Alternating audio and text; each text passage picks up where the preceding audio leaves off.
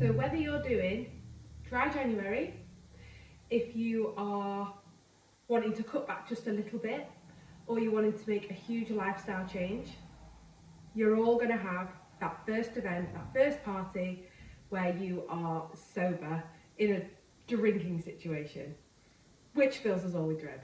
So this video are my top 5 tips to dealing with that.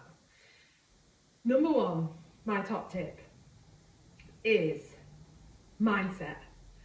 3 of these top tips actually fall into this category because it's so huge when dealing with such a big change.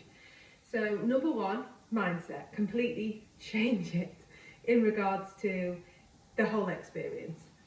Most of us will have only ever been in a drinking situation and not been drinking when the choice has been removed from us.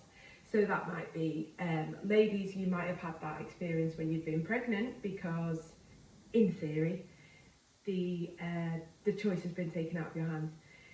You might have had a family commitment the next day, an early flight, or something else. The whole time you are just pushing against the fact that you're not allowed to drink, and that makes it something that is not a very pleasant experience.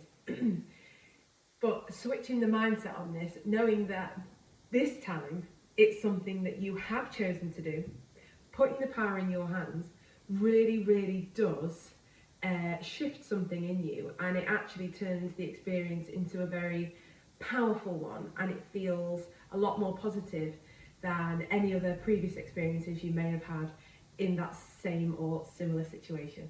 So that would be tip 1, switch the mindset. Tip number 2, before you even get there, again, you're probably used to having a few pre-drinks. If you're like me, a hell of a lot of pre-drinks. So I would start drinking when I was doing my makeup, even in the shower beforehand, had a little shelf in there, put a little bottle of bud on the side while I was washing my hair. And then I'd have drinks when I was doing my makeup. I'd leave myself a little bit of time to just sit ready and have a drink. Then I'd probably go to my sisters or my friends and have pre-drinks. Everyone, you know, getting the drinks and the tunes on the go. Just because you're not drinking does not mean you need to miss out on pre-drinks. That's the best bit. That's when everyone's getting really giddy and really excited and taking nice pictures.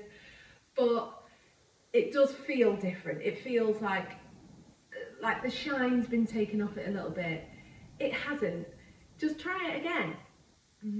Create new experiences. Soon, the more times you do it, that just becomes what you do.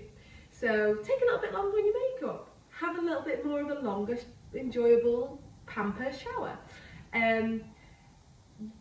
Don't leave till you've got the perfect selfie, you know? Know that when you come back later on in the taxi, you're going to look like you do before you leave. So that's always a nice thing to have in your head as well. So that's tip number 2. Tip number 3, another big one, another mindset one. When you get there, wherever this party is, wherever this occasion is, it's very easy to feel like you are the odd one out, that you are missing out. This is a big one. Tell yourself and believe you're not missing out. What are you missing out on?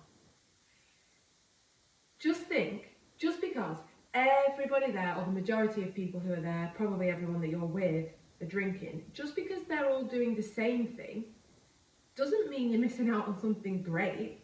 It just means that you're not doing what they're doing. You're not missing out, you're doing something different. From my experience, I missed out every single time I drank. I was drinking with everyone else. I missed out on conversations. I missed out on who was there. I missed out on things that happened. I forgot where we went. I missed out the next day on time with my son, on life the next day. I'd spend the whole next day in bed, or being in the toilet, or being sick, or in the shower. A few days into the working week, I'd miss out on mental clarity, productivity. I used to miss out on loads. And I never used to think about that because I was joining in with the masses. No one was missing out on anything, when really I was. I was missing out on absolutely loads.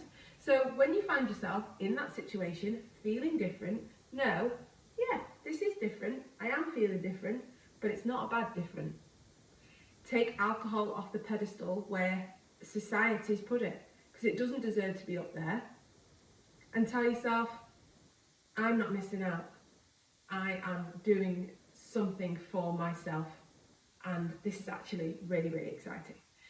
So that would be tip number 3. Again, that was a mindset one, wasn't it? Tip number 4, probably a big one, dealing with drunk people. Probably what I get asked most. How do I do it? How am I going to cope? People are really annoying. Yes, they are. Get over it. Like, you've been very irritating when you've been pissed. It's just, again, adjusting to being around people who are on a different level to you. You're also on a different level to them. I used to get drunk really, really quickly and think that everyone else did as well. Only since being sober, I'm actually in company and I think, oh my God, it actually takes people a good 3 or 4 hours to get where I used to get within an hour. So now I just spend that time and have quality conversations with my friends who, yeah, we probably only get together when it's an occasion or a birthday, or we've really planned it in because everyone's so busy. So I use that time now to really fill it with quality time and actually catching up and having a laugh and seeing my friends, and then making memories, remembering it, knowing that the day after there's not going to be a big chunk of, oh shit, I remember sat on that sofa talking to her, but I can't remember what I was saying. You know what I mean? So again, just creating new experiences to go over the old ones. And try and find people funny. At the end of the day, it's quite funny, some of the things that they come out with. But this brings me on to tip number 5, which is, when it gets too much, leave. For the first few occasions that I went through, I found that I was staying out till 2 or 3 in the morning for other people, because I didn't want people to think, oh, Michelle's gone sober, she's boring now. And it took me a while to figure out that I'm not boring sober.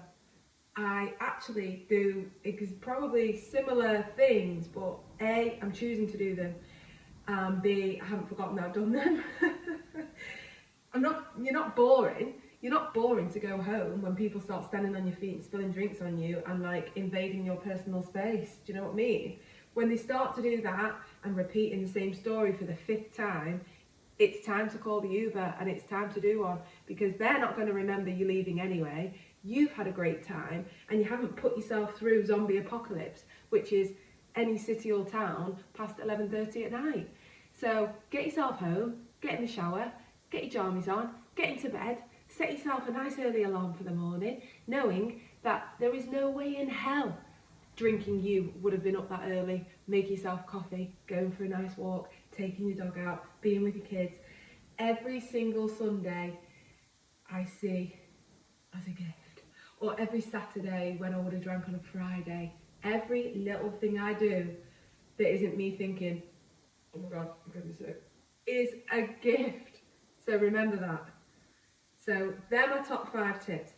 My video next week is for those people who might be sober curious, but that they are open to maybe turning it into something that's got a bit more longevity, and how to do that. So I hope those 5 tips are helpful. They really helped me in the beginning. They still help me today, and I know they'll help you too. So follow them and good luck.